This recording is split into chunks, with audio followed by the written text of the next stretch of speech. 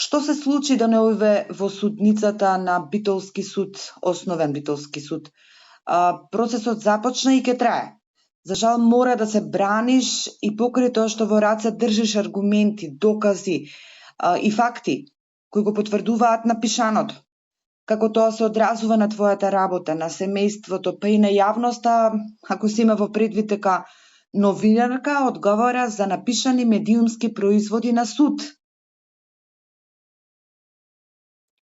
Точно така, веќе започна судењето во кое што директорката Елена Спасеновска ме тужи за клевета.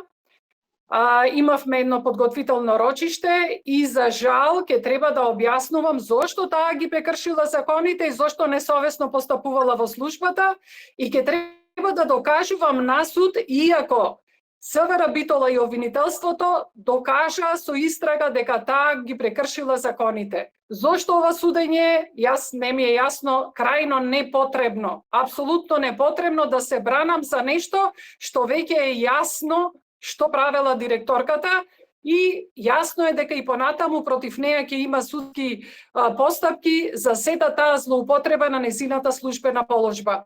Како новинар, ова го чувствувам, верувајте, и покрај тоа што јас сум на обвинителна клупа, го чувствувам како еден поттик да продолжам со моето новинарско истражување и да не застанам тука, без оглед за кого ќе се однесува, посебно за државни службеници.